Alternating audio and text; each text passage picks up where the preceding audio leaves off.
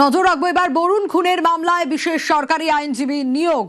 14 বছর পরও বিচারের অপেক্ষায় রয়েছে গোটা শুটিয়া এবং মুখ্যমন্ত্রী কথা দিয়েছিলেন বিচারের অপেক্ষায় বরুণ বিশ্বাসের পরিবার। আমরা দেখেছিলাম যে তার পরিবারের লোকেরা দ্বারস্থ হয়েছিলেন মুখ্যমন্ত্রীর এবং ইতিমধ্যেই বিচার চেয়ে মুখ্যমন্ত্রীর দরবারে বরুণের পরিবার তারা পৌঁছে যায় এবং মুখ্যমন্ত্রী বিচারের আশ্বাসও দেন।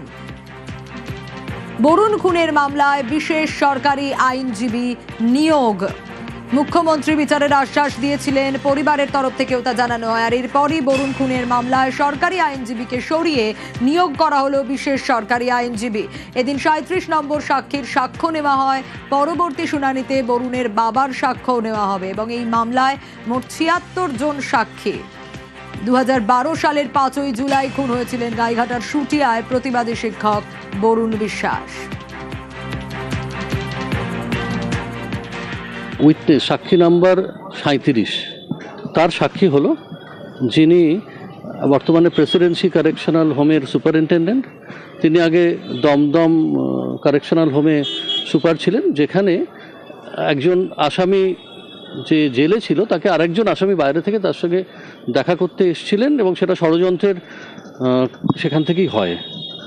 এই হিসেবে তার সাক্ষীটা আজকে হয়েছে।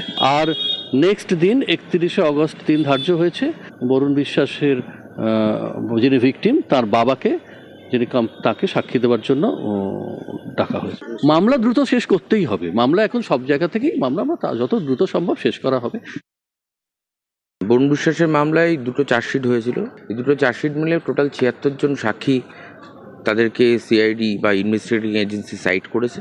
তাদের মধ্যে 36 জন বিগত দিনে হয়েছিল। আজকে 37 নম্বর সাক্ষীর সাক্ষ্য গ্রহণ করা হলো এবং সরকারের ভূমিকা এই মুহূর্তে সদর্থক। এখন কি আপনি আশার আলো দেখছেন যে বরুণ বিশ্বাসের পরিবার এবং আমরা অবশ্যই মনে করছি যে মামলার দ্রুত নিষ্পত্তি হবে এবং মামলা সঠিক পথে এগোবে।